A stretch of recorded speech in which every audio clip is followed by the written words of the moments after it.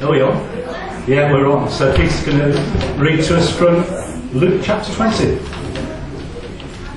One day, as Jesus was teaching the people in the temple courts, preaching the gospel, the chief priests and teachers of the law, together with the elders, came up to him. "Tell us what authority you're doing these things," they said. "Who gave you this authority?" He replied, "I will also ask you a question. Tell me, John's baptism, was it from heaven or was it from men?" They discussed it amongst themselves and said, "If we say from heaven, he will ask, well, why didn't you believe him? But if we say from men, all the people will stone us because they're persuaded that John was a prophet." So they answered, "We don't know where it was from." Jesus said, "Neither will I tell you what authority I'm doing these things." He went on to tell the people this parable. A man planted a vineyard, rented it to some farmers, and went away for a long time. At harvest time, he sent a servant to the tenants so they would give him some of the fruit of the vineyard. But the tenants beat him and sent him away empty-handed. He sent another servant, but that one they also beat and treated shamefully and sent him away empty-handed. He sent still a third, and they wounded him and threw him out. Then the owner of the vineyard said, "What shall I do? I will send my son, whom I love. Perhaps they will respect him." But when the tenants saw him, they talked the matter over. "This is the heir," they said, "let's kill him, and the inheritance will be ours." So they threw him out of the vineyard and killed him. What then will the owner of the vineyard do to them? He will come and kill those tenants and give the vineyard to others. When the people heard this, they said, "May this never be." Jesus looked directly at them and asked, "Then what is the meaning of that which is written? The stone the builders rejected has become the capstone. Everyone who falls on that stone will be broken to pieces, but he on whom it falls will be crushed." The teachers of the law and the chief priests looked for a way to arrest him immediately, because they knew he had spoken the parable against them. But they were afraid of the people. Amen.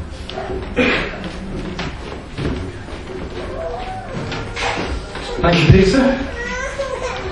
Oh, I'm taller than you. There we go. How about that? Didn't realise. Right, okay, let's take a look at this reading. And just put it into context that previously Jesus had just ridden into Jerusalem on a donkey. I don't know why whenever I think of on a donkey I think of Lyndon. Not because you are a donkey, because you do a good impression of donkey. You keep doing it for us. You do a very good impression of donkey. And they would have expected him to ride in on a stallion, not on a donkey, but he came in peace and humility, and we learned all about that last week. And this week we're going to just take a look at what he said. First of all, as all great kings, he got interviews, but they didn't just interview, they were pointing the finger. By what authority are you saying these things? And then Jesus goes on and he tells a parable which actually was really directed towards them, but a parable we can get an awful lot from, as I will explain in the next 15 minutes. Yes, 15 minutes. I'm still going at 5 past. Just take me down. Okay, so there we go. That's about right, isn't it? So, the first bit, I love this bit. How many times has somebody actually had a go at you and they kind of found the faults with you and start pointing the finger? Has anyone had the finger points like, "You're not good enough, you're doing this wrong, you're annoying me"? Anybody like, it could be anyone who does it, but they just start to point the finger at you. That's what happened to Jesus. They weren't just asking him this question nicely, as you might hear it read in the Bible. It says, The elders and the teachers of the law came up to him. Tell us, by what authority are you doing these things, Jesus? It wasn't like that. It's like, by what authority are you doing these things, riding into the town on a donkey thinking you're king? Come on, tell us. It was like a bit aggressive. Anyone been aggressive towards you? Actually, Jesus really shows us how to answer aggression. We all like to think, answer aggression with aggression, like with like, you know. But actually, if we do that, if someone's aggressive towards us and we answer them back with aggression, actually they're controlling our behaviour. Have you ever thought of that? Someone's like horrible to you and aggressive towards you, and you just go aggressive back. They're in control of how you're behaving there. It's not good, is it? Jesus did much better, and I think we can take a leaf out of his book. He answered a question, nice and calmly, with another question. And he just bamboozled them. Don't you love it when you just bamboozle someone with an answer? Yeah, got that right. I did that once. Which one? Some people knocked at my door trying to change my religion. And I said, I didn't have much time, so we got in a discussion. I said, are you certain of going to heaven? And they said, well, no. But no. I said, so you're not certain of going to heaven? No. I said, but I am. I said, and it went on like that. And I said, I just need to ask you this question. So it's answering a question with a question. Very nicely. Do you really think I will swap my certainty for uncertainty? And they kind of said, not really. I said, all right, see you later. So it's great when you can answer a question with a question and just like completely subdue the situation. And I think Jesus gives us the wisdom to do that, you know, as we're plugged into. And that's what he did. And then he didn't just stop there. He goes, right, let me tell you a parable. Jesus was the great parable teller. I love the parables he told. They're not always clear to us because we're living in century 21 and he was living in century 1. There's a difference. But they would have understood this parable, and let's just have a little look. He said, a man planted a vineyard, rented it out to some farmers and went away for a long time. At harvest time he sent a servant to the tenants that they'd give him some of the fruits of the vineyard. But the tenants beat him and sent him away empty-handed. And they did that to another servant and another one. So they kept eating the servants, sending them away. And what that is, and they would have known that's straight out of Isaiah chapter 5. And there's a section about the vineyard there and how God expects fruit. And God sent prophets, all through the Old Testament, he sent prophets to his people to just point them in the right direction. And they said no, and they killed them and they wounded them. They did exactly that. So that's what the parable was getting at the religious leaders, and they knew that, it's getting at them. And then he carries on the parable. Then the owner of the vineyard said, they beat up the prophets, what shall I do? I know, I'll send my son, whom I love. Perhaps they will respect him. Now this is much clearer. He's talking about himself here. But when the tenants saw him, they talked the matter over. This is the heir, they said. Let's kill him, and the inheritance will be ours. So they threw him out of the vineyard and killed him. Jesus, now, once he was in Jerusalem, was less than a week away from death on the cross. He knew that. And that was a prophetic word about what he was going to go through. And he said, what will the owner of the vineyard do to them? So now he's saying, they've killed the son. What's the Father in heaven? What's he going to do? And yes, he is going to judge these people for what they've done. And Jesus looked directly at them and said, what is the meaning of that which is written? The stone that the builders rejected has become the capstone, or the cornerstone. Everyone who falls on that stone will be broken to pieces, but he on whom it falls will be crushed. He's talking about himself. The stone which the builders rejected, i.e. he's talking about him. He's talking about the rejection that he's getting from the religious leaders, and he's talking about the ultimate rejection that he's going to get when he died on the cross. The stone which was rejected has become the capstone. The stone which has been rejected has become the cornerstone, the most important stone. they didn't like this at all. When they heard this, they looked for a way to arrest him, because they knew that he had spoken this parable against them. But they were afraid of the people. So there's all the people who at that time were behind Jesus. It's kind of the moving mass of people. At that moment they were behind Jesus. But the religious people, they knew that Jesus was who he said he was, and they knew that they knew that he was speaking that against them. But here's the thing, this is the thing that I really think can relate to us. Jesus, the cornerstone. The stone that the builders rejected has become the cornerstone. Yeah, I'm not taller than Peter at all, am I? It just keeps sliding down. Yeah, there we go. Well, perfect angle. Thank you, Martin. So it's all about Jesus, the cornerstone. And what does it mean to us, Jesus, the cornerstone? Clearly, what it means in the whole of the history of the Bible is that he is the single most important part of the whole Bible. It all comes down to Jesus. And actually, you only need to look at history for that. We're living in AD and there was BC. It all centres around the time of Christ, the cornerstone. Nobody would argue with this, that he was a massive, huge, important historical figure. Pivotal historical figure. At the very least.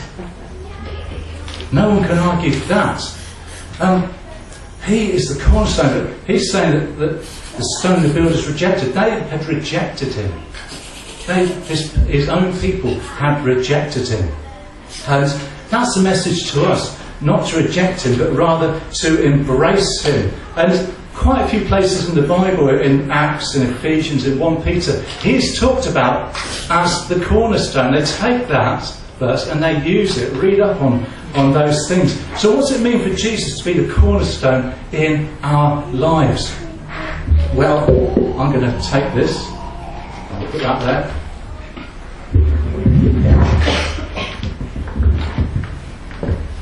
I'm going to take this and look at the little wall that I built.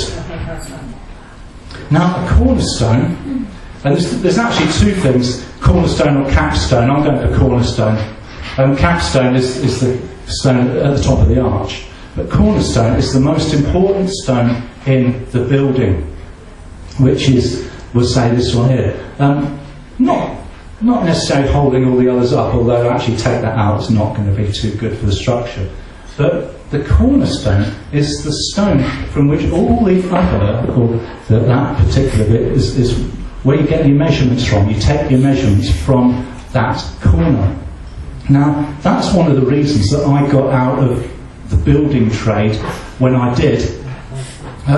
Because I used to be a trainee site manager for this nice little firm in Eastbourne. And one of the jobs we did was to set up, and it was a huge blocks of flats we were building. We had to put in the foundations. And so in those days, it wasn't as easy. This is only going back 25 years or so. A century. But in those days, it wasn't quite so easy as it was now. There was no GPS or anything. But there were certain points around the town that you could get a reference from. So we get the reference from it, and we put in a mark right in the corner there. And we actually measured out everything from that mark. So we got the theodolites out and all this high-tech equipment at the time, and measured it out that way. And this block of flats was worth several £1 million at the time. And the site manager was a bit lazy, says, "Oh, trainee, nipper," because you just get on and do it, you're alright, you know your maths, you've got your angles right. So I was setting all this out, and I was setting it all out from the corner, and I'm hoping I get this right, because the next day, when it was all set out, about a convoy of cement mixers arrived and poured us up pouring the concrete. I'm just hoping I've set this out right, because I haven't. And I goes, what if I set it out wrong to the site manager? He goes, well, we'll just have to rip it all up, won't we? And you'll be in trouble. And so I got over that, and then the next thing I had to set out on top where the building goes. And again, the same fear, because I'm hoping this building's going to stay on the foundation. And it doesn't actually come off the edge. Unfortunately, it did. But I thought, I can't live like this. I can't live like this. Constantly in fear of like having my foundations like dug up. It would be much easier to be a science teacher. So there we go. Don't know whether that's true or not, but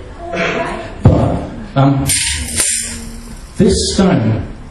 This is like a keystone, and there's so much we can actually pull out in our lives, because we live in a world where there's no absolutes. Have you noticed?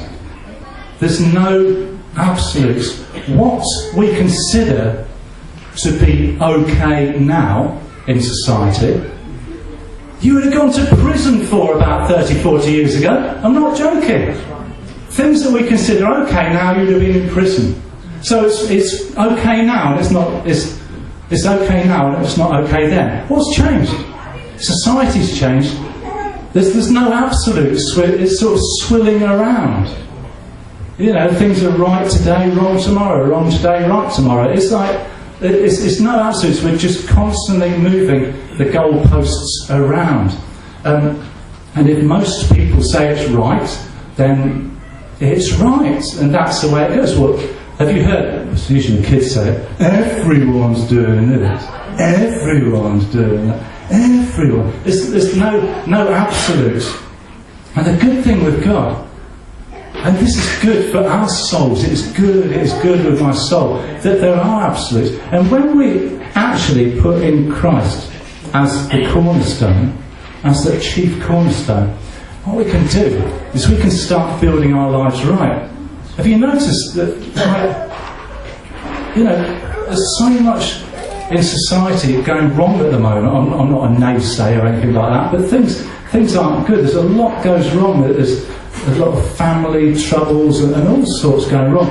What Jesus wants us to do is to put him in prime place and get our metaphorical measuring tapes out and actually take our measurements and take our life references from him as the cornerstone.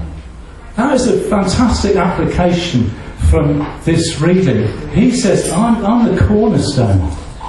I'm the cornerstone. And we can start to take our measurements about what's right, what's wrong, how we can build solidly from him. And we can actually build a life that is really good. I've done both.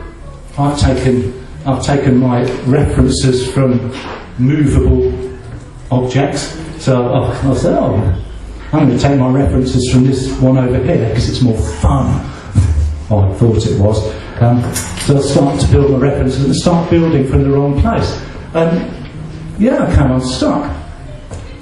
But when I was in my early 20s, I said, right, I'm going to re-establish my cornerstone here. I'm going to re-establish Jesus as the key truth in my life. And I'm going to start building my life around him, around his values, around what he says. And he's not a miserable old God. He actually is a loving God. And he wants the very, very, very best for us. When we become a Christian, we get adopted into the family of God. Think of the price he paid for our adoption. His own blood on the cross. That's how much he loves us. And when he invites us into our family, we're actually his beloved children. And he's saying, beloved children, use me as a cornerstone. Why? Not to spoil your fun, but to build you a solid life. To build you a good life, so you can take your references every time from me.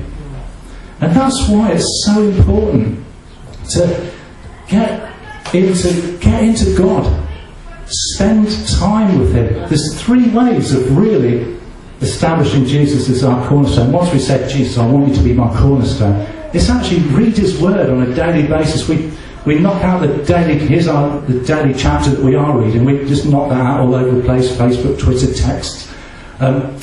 Or you might have your own scheme that you're doing, but read his word on a daily basis, because then you're getting his references constantly into your life. You're constantly getting his references, not the most popular, latest fad, but his references constantly into our lives. His Spirit, communicate with him. He actually has taken away any barrier to us communicating with him, so we can communicate clearly with him. And as you have all done today, come along, be part of the church, an active part of the church. Meet together, encourage each other to put Jesus in that place.